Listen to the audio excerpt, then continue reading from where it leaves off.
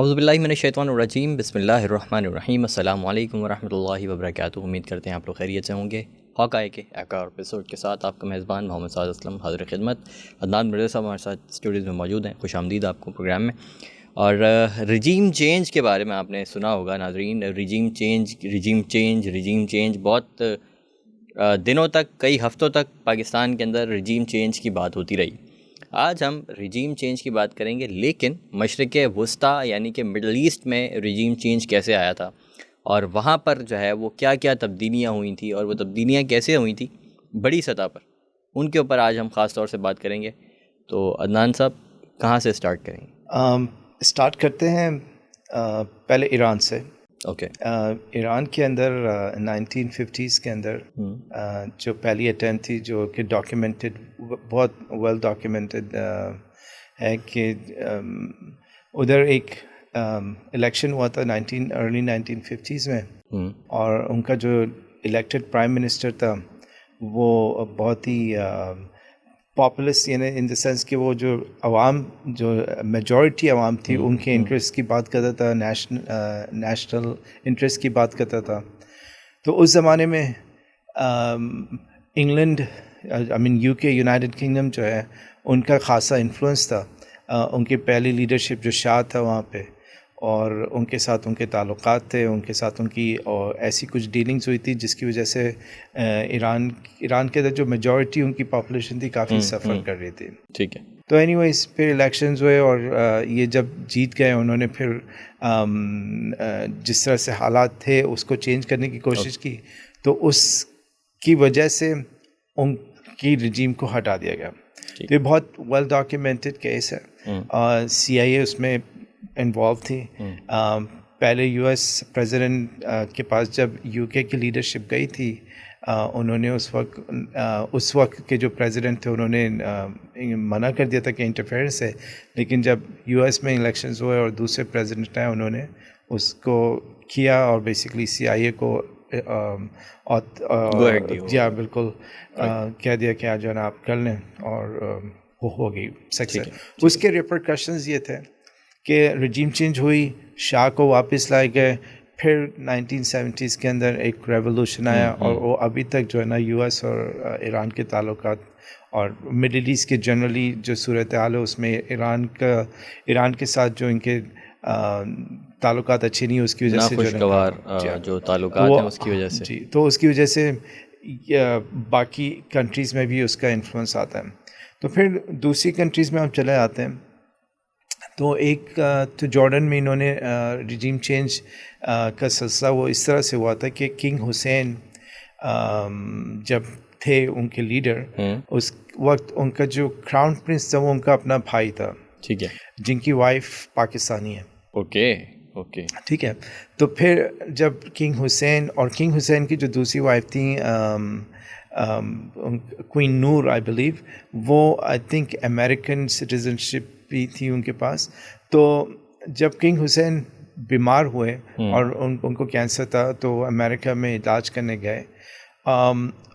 تو پھر جب وہ بالکل ایسا تھا، ان کو یعنی ان کی طبیعت خراب تھی، تو ڈاکٹرز نے ان کو جب جواب دے دیا، تو واپس آئے جارڈن، صرف میرے خیال سے 1-2 دن کے لیے، اور اپنے بھائی کو ہٹایا اور اپنے بیٹے کو کراؤن پرنس بنایا۔ اچھا جی۔ تو پھر اس کے بعد جب ان کا انتقال ہو گیا، تو اپنے وہاں سے کوئی ڈائریکشن تو نہیں لے کے آئے تھے؟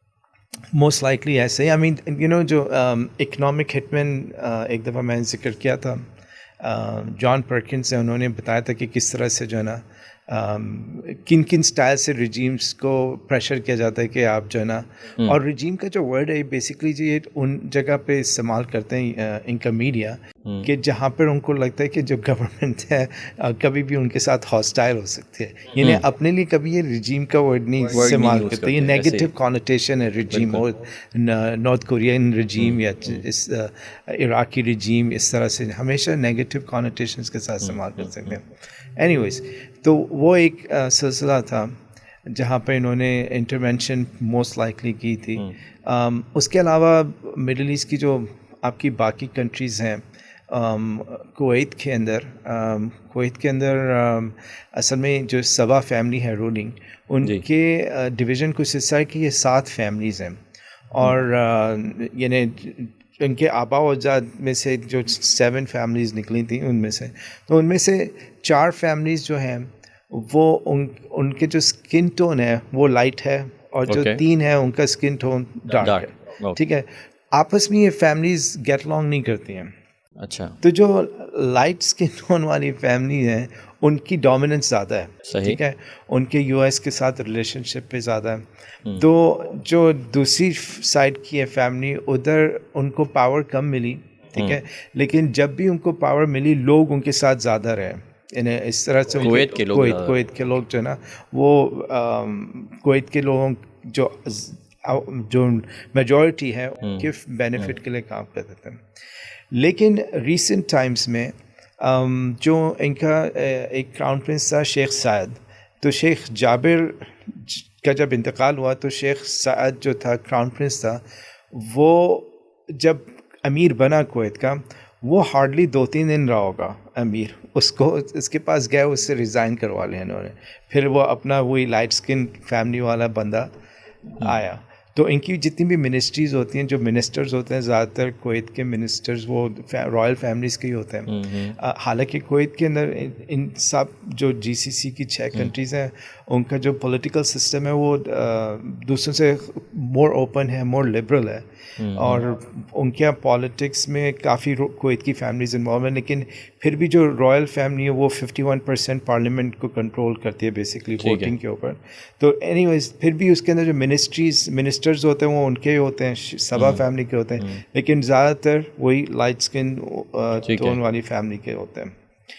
پھر اس طرح سے قطر کے اندر، اب قطر کے اندر تھوڑا سا ڈفرینٹ یہ ہے کہ جو ابھی امیر ہیں ان کے جو دادا تھے وہ جب امیر تھے، اور وہ میرے خیال سے وہ ان کے یو ایس کے ساتھ بلکہ زیادہ یعنی وہ اس زمانے میں آپ کو بتا رہا ہوں 80s اور 90s کے اندر جو جتنے بھی یہ 6 کنٹریز تھیں ان کے جتنے بھی لیڈرشپ تھے وہ آلموسٹ ایک ہی جیسے تھے سارے.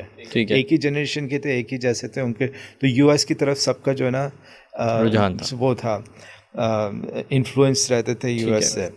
تو اینی ویز تو ان کا جو بیٹا تھا جو ابھی کے امیر کے ابو تھے، انہوں نے اپنے باپ کو ہٹا دیا بیسیکلی. ٹھیک ہے، اور خود پاور میں آ گئے. اور خود پاور میں آ کے انہوں نے قطر کو بالکل جو آپ اب قطر دیکھ رہی ہیں بیسیکلی اسی کا حصہ ہے. یعنی اس وقت قطر کو اتنا کوئی نہیں جانتا تھا، لیکن جب سے یہ جو امیر ہیں ان کے باپ جو آئے تھے اپنے باپ والد صاحب کو ہٹا کے، انہوں نے قطر کو جو ہے نا ڈفرینٹ طریقے سے آگے لے کے، اور خود جلدی سے یعنی زیادہ حکومت نہیں کی، اپنے بیٹے کو لے آئے ان کو. یعنی خود یعنی یہ اس ایریا میں ہوتا نہیں ہے. یعنی جو بھی امیر ہوتا ہے وہ یا تو مرتا ہے یا کچھ اس طرح سے اس کے ساتھ ہوتا ہے کہ ورنہ کوئی اس طرح سے جو نا لیڈرشپ پاس آن نہیں کرتا. تو قطر میں یہ اس ریجن کے لیے اٹ واز ڈفرینٹ، کیونکہ یہ تو آپ کو پتہ زیادہ تر جو ہوتے ہیں آلموسٹ لائف کے لیے ہی ہوتے ہیں. ایسے ہی. تو اب آپ دیکھ لیں قطر جو ہے اور اپنا آج کل جو ہے اپنے آپ کو جو ہے نا منوانے کی کوشش کر رہا ہے لوگوں کو. بیسکلی دبئی اور سعودیہ کا ایک آلٹرنیٹ اس ریجن میں پرووائڈ کرنے کے لیے ان کی کافی محنت ہے. خاص طور پہ فیفا بہت کچھ مطلب فیفا میں تو مطلب ہم آپ کی بات وہ ٹھیک ہے کہ قطر کو شاید دنیا نہیں جانتی تھی اور ہم بھی اتنا کچھ نہیں جانتے تھے، لیکن یہ جو شفٹ آیا ہے نا، جی بہت بڑا شفٹ ہے. جی ہاں. تو کافی لوگوں کی اسپیکولیشن یہ ہے کہ دبئی کو بھی جو ہے نا کچھ چیزوں میں پیچھے چھوڑ سکتے ہیں. کیونکہ دیکھیں دبئی اور قطر میں یو اے ای کی بات نہیں کر رہا ہوں، میں صرف دبئی ایز اے اسپیسیفکلی، کیونکہ دبئی جو ہے 7 اسٹیٹس کے اندر ایک اسٹیٹ ہے. ان کے پاس اپنا تیل نہیں تھا دبئی. یعنی جو 7 اسٹیٹس ہے اس میں ابو دھابی کیپٹل ہے، ابو دھابی کے پاس تیل ہے. باقی جو 6 الگ ایمریٹس ہیں ان میں اتنا زیادہ تیل نہیں تھا. تو دبئی کو بہت جلدی پتہ چل گیا تھا کہ انہوں نے جو ہے نا کچھ دوسرا کرنا ہے، اور انہوں نے بیسکلی ٹورزم پہ فوکس کیا، اپنے آپ کو ڈیولپ کیا. بیسکلی ریجنل پاور ہاؤس انہوں نے ٹیکس فری، آپ کا ان کا جو پورٹ ہے جبل علی، فری ٹیکس زون، اس طرح کی کافی انیشیٹوز ہیں جو یعنی اپنے آپ کو جو ہے نا بغیر تیل کی اس سے آ کے اس ریجن میں کھڑا کیا. اب قطر کے پاس already natural gas reserve Oil جو بھی ہے ہے, reserves بھی ہیں, نیچرل natural گیس gas ہے. ریزرو ان کے بہت تگڑے ہیں.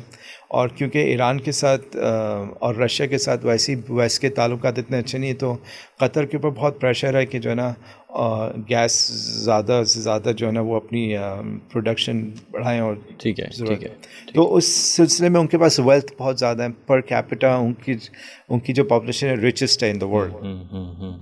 آلموسٹ 100,000 پلس آتا ہے ان کا GDP پر کیپٹا نا. تو ہائیسٹ لیونگ اسٹینڈرڈز ہیں ان کی. اپنی عوام اتنی زیادہ ہے بھی نہیں، زیادہ تر ان کے پاس فارنرز جاتے ہیں کام کرنے کے لیے. تو اگر آپ کہیں کہ ان کی خود کی آبادی ہوگی 4 لاکھ، اور اگر کیا کہتے ہیں 1.5 to 2 ملین پیپل وہاں رہ رہے ہیں، تو یعنی ریشیو ہے کہ ایک قطری کے اوپر کہ ہیلپ کرنے کے لیے 2 یا 3 فارنرز ہیں. ہاں، اس طرح سے جو ہے نا پروپورشن ہے. تو یہ ایک سچویشن ہے جو قطر کی ہم نے بات کی. اس کے بعد سعودیہ کے اندر جو لیڈرشپ کا ہے، ہم تھوڑا سا پیچھے جاتے ہیں. شاہ فیصل کو یہاں پر لوگ جانتے ہوں گے کچھ لوگ. شار فیصل تو کراچی میں ایک آپ کی فیصل مسجد ہے. ہاں، یہ 2 چیزیں جو ہے نا کنگ فیصل کی سپورٹ سے، اور ان کو بیسکلی ان کے نام لگا ہوا اس میں.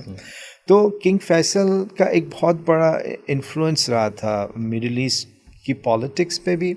اور انہوں نے اس زمانے میں ایک بالکل اوپر لے کے آئے تھے. انہیں میں آپ کو بتا رہا ہوں 70s میں جب اس وقت عربوں کو کچھ بھی نہیں سمجھا جا سکتا تو کنگ فیصل نے اپنے آپ کو منوایا تھا as a leader of the Muslim world. اور ویسٹ کے ساتھ ایک کانفلکٹ میں آ گئے تھے کیونکہ انہوں نے ایمبارگو لگا دیا تھا. کیونکہ ویسٹ کے اندر جب بھی UN کے اندر کوئی اسرائیل کے اوپر بات ہوتی تھی تو US کی سپورٹ پہ ہوتی تھی، باقی بھی کنٹریز US کے ساتھ چل رہی تھی. تو اس وقت کنگ فیصل کو کچھ چیزیں انہوں نے آبجیکشن لگا کے ایمبارگو ایسے لگایا تھے، تو اس کے بعد سے ان کو ہٹایا گیا. اپنے ہی نیفیو سے ان کو مروایا گیا. اور پھر وہاں پہ ریجیم چینج کا ایک ایلیمنٹ آیا. یہ سب چیزیں ایسے ہوتی ہیں ایسے کہ آپ کو بظاہر بالکل کلیئر کٹ نہیں لگ رہا ہوتا کہ یعنی پلاننگ سے ہوتی ہے ہر چیز. تو اس وقت تو انسان کو نہیں پتہ چلتا کہ کس طرح سے کون کہاں پہ کیا ہوا، لیکن جب وقت گزرتا جاتا ہے آہستہ آہستہ لوگوں کو اصلیت پتہ چلتی ہے. تو اس میں یہ چیزیں ظاہر ہو جاتی ہیں کہ کہاں سے انفلوئنس ہو کے کسی نے کوئی ایکشن لیا تھا. تو یہ آپ کا اس ریجن کے اندر جو ہے، میں نے آپ کو جو گلف کا ریجن ہے تھوڑا بہت ادھر، اور پھر آپ کا ریسنٹ ایشو یہ آپ کا یہاں پہ چل رہا ہے یمن کے اندر، جو کہ کوشش یہ کی جا رہی ہے کہ جب عرب اسپرنگ ہوا تھا تو یہاں پہ بھی لوگوں نے پروٹیسٹ کیا. تو اس وقت جو علی عبداللہ صالح پریزیڈنٹ تھے ان کے اوپر پریشر تھا، وہ ہٹے، وہ اترے. اس کے بعد انہوں نے ایک بندے کو بیسکلی نامینیٹ کیا، وہ پریزیڈنٹ بنے، لیکن he was a weak person. تو ان کی گورنمنٹ کے خلاف ایک ریبیلین ہوا. ریبلز تھے وہ ہوتی ہیں، ہوتیوں کے ساتھ جو پرانا وہی پریزیڈنٹ تھا وہ بھی ان کے ساتھ مل گیا تھا، علی عبداللہ صالح. تو ابھی تک یمن کی سچویشن آپ کے سامنے ہے. تو یہاں پہ بھی بات وہی ہے کہ ویسے تو سب یہ ڈیموکریسی کی بات کرتے ہیں، لیکن جہاں پھر ڈیموکریسی کی بیس پہ کوئی چیز ان کو پسند نہیں آتی تو اس کے بھی خلاف ہو جاتے ہیں، اور پھر کچھ نہ کچھ میجرز لے کے آتے ہیں جس سے جو ہے نا آپ کا جس چیز کو جن کو وہ پسند کرتے ہیں وہ کسی طرح سے واپس آ جائیں. تو یہ ڈفرینٹ ٹیکٹکس استعمال کرتے ہیں، لیکن مین چیز یہی ہوتی ہے کہ بندہ اوپر ایسا ہو جو ان کی بات مانے. بیسکلی تو یہی ہوتا ہے. اور زیادہ تر US کا انفلوئنس جو ہے جہاں پر جن ممالک میں، ان کی کوشش ہوتی ہے کہ اوپر ایسا بندہ ہے کہ جو ہماری بات سننے والا ہو، ہماری بات پر عمل کرنے والا ہو. اور جتنی کنٹریز میں بھی ہم نے ریجیم چینج دیکھا ہے وہاں پر جو ہے وہ ان کا ہی انفلوئنس سب سے زیادہ نظر آتا ہے.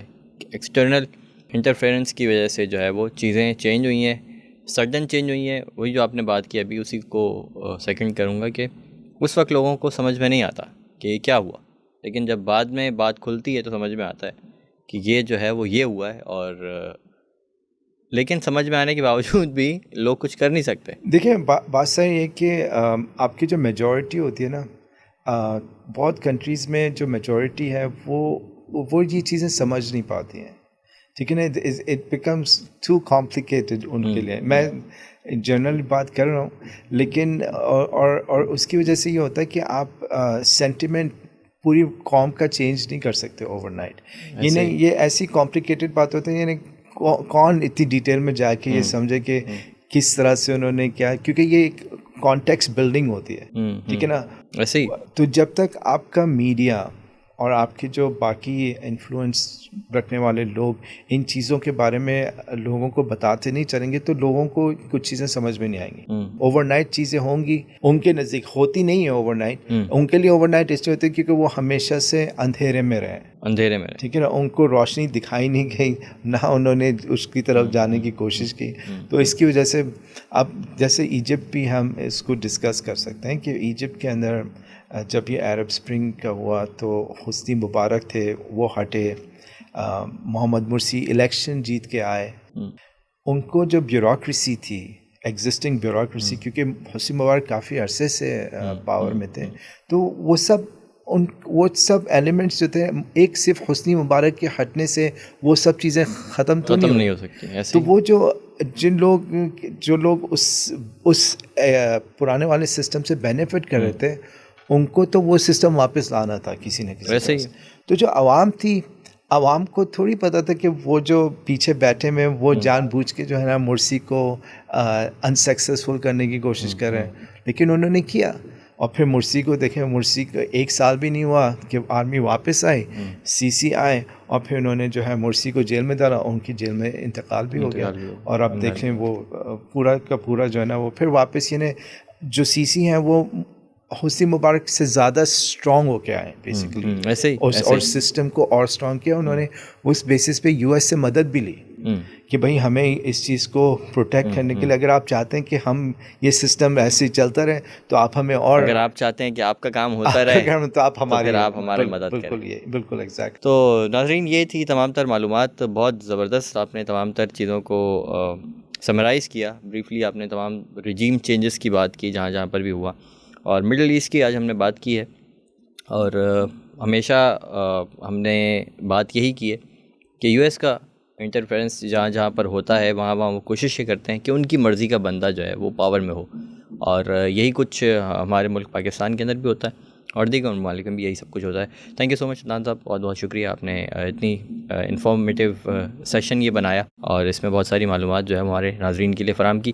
آپ سے ملاقات ہوتی ہے نیکسٹ پروگرام میں. ناظرین اپنا خیال رکھیے گا, اللہ حافظ.